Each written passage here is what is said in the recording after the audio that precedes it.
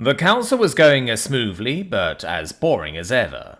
Some minor reprimands to council races for looting some small, barely space-ready species.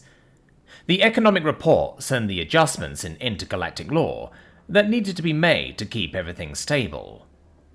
Old laws were reviewed and some were repealed due to being out of date and preventing new growth. Document after document passed my desk, and I was utterly and completely bored with it. That's when I got a fun idea and sent a document over to one of the newer races, a rather warlike race to boot. Within minutes, the entire council chamber was a crescendo of groans, annoyed murmurs, and a few shouts of, "Not this again!" An evil smile crept up my face as my plan had succeeded. I just sent over some documents about the humans, and the new race wanted to go to war rather swiftly. I watched from my place as the head counselor let out a deep breath and hit her head a few times on her desk to vent. It was always fun listening to stories of the humans/Terrans, or whatever name they gave themselves for this century. The humans aren't a part of the council. They have never officially had a war with any galactic power, are economically inconsequential, and are behind by at least 3 generations in technology. Publicly, anyway. I've done this a few times now, sending the information of the humans to economic trade races, who will then want to buy out the humans. I've sent it to some of the more lavish races that have been wanting new slaves, who seek to conquer the humans. I've sent it to many different races and heard many stories. As it turns out, this so-called minor race is a sleeping giant that the Galactic Council has woken up by accident a few times. Now, anything even remotely related to humans is dismissed, unless it is to try and make friends with them on behalf of a particular species. I've never gotten a human war story though, so I sit up a little more to hear the head counselor clearly. Councillor Kef, your race has joined this council only within the last year, and so it can be forgiven that you do not know. Your people are warlike, and so it's reasonable that you would want to find species to war with. According to the regulations, of course. This council, however, will have to recommend on the strongest of terms that you do so with any race in the galaxy, but not the humans. They have never officially declared a war. No. They have never needed to, is the problem. We once tried to sanction them economically to force them into the council, but what we didn't realize at the time was that the humans' foodstuffs had spread galaxy-wide. They were an economic titan in disguise. In response to our actions, they sent the entire galaxy into an economic depression.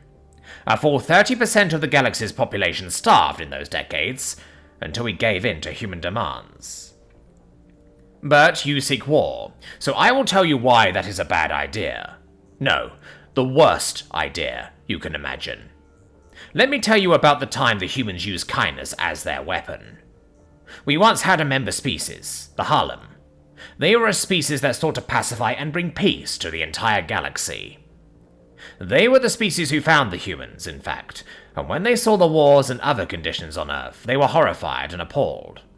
They set out to disable human weapons and gifted them medicine and life extension treatments, allowing them to live for thousands of years. The humans were grateful for this and did unify, but some of the Harlem policies were against human ideology.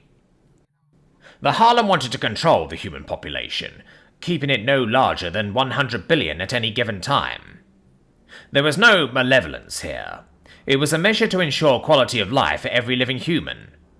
The Harlem had, after all, limited their own population to 300 billion members, and only allowed it to be that high because of the number of systems they owned, and used for farming and such. But still, the humans lashed out at this idea. Once they had the ability to keep everyone fed, housed, and happy, they decided that more children sounded like a pretty good idea. The Harlem, of course, didn't ever kill a single human, but they did, in their longevity treatment, make it so there was essentially an on-off switch to human reproductive abilities. Here I should note that there are 3 things you never take from humans. You never try to take their weapons, you never try to take their intoxicants, and you never try to take away their ability to reproduce. I mean, if the Harlem had simply made it so humans couldn't get pregnant, it would have been fine.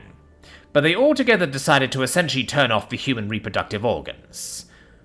When the humans learned they couldn't even enjoy the act of reproduction, it did not go over well. When the Harlem then tried to get the humans to give up all of their weapons, personal or military, it went even worse. But this is, of course, a story of how the humans killed with kindness, so let's get to that, shall we? So the Harlem made all of these mistakes, and humans were rightfully angry. But what was the response of the people who had fought for most of their existence? It was a polite smile and total compliance. If you know anything about the humans, this should scare the excrement out of you. The humans, after agreeing and going along with everything, waited decades and later got several new star systems. Once they had these, they began to farm, mine, and advance at outlandish rates. You think the humans have technology behind our own? Wrong. They just like living simply. They are, as a matter of fact, generations ahead of us all. Using this advanced technology and this overabundance of food and materials, the humans made a deal with the Harlem. The humans, as thanks for everything the Harlem had done for them, wanted to take over the mantle of the Peacebringers for the galaxy. They told the Harlem that they had been doing it for millennia, and that it was time for them to retire. The Harlem, over the last few decades, having seen the compliant humans and seen how much they changed from their old ways, agreed with them. So, the humans built the Harlem a utopia. Every wish they could have would be granted before they could speak it. They would always have food, shelter, entertainment, and whatever else they desired. After only a single year, it became apparent that this utopia was a special form of hell. The Harlem, exposed to every stimulus or desire they had before they could voice it, eventually grew bored of all of it. With this boredom, they sought to pursue things they felt inspired them in their lives before the utopia. For a time, this worked, and the Harlem people were happy and lived full lives. But eventually it fell apart. The Harlem grew bored of everything they did after a span of only a single decade. With this boredom came apathy, and a loss of purpose. The Harlem lost sight of their original goal as a species, but at the same time grew lazy and reliant. By the time people were voicing their concerns that they should go back out to try and bring peace to the galaxy again, it was too late. The rare few who voiced this idea were utterly drowned out by those who said to simply let the humans do it, while they enjoy retirement. They no longer wanted to do what once gave them a sense of purpose. This led to a slow decline in birth rates as the Harlem grew bored even of the act of having offspring. From there, in 3 short generations, the Harlem were all living on a single planet, sent there by humanity to manage the population crisis and attempt to allow the Harlem to have more offspring if they were all centralized. 2 more generations is all it took, and the Harlem were doomed to extinction due to lack of genetic diversity. The humans who observed and watched this the whole time cheered across all of their worlds with all 1 trillion members of their species as the last Harlem died off. Humanity never used weapons. They never fired a shot, nor even built a single warship. They exterminated a Class 1.7 species with kindness as a weapon. Even we, the Council, could not intervene. The humans were making every effort, at least on paper, to fix the Harlem's problems as they arose. The Harlem chose to retire, and we couldn't push them against their will not to.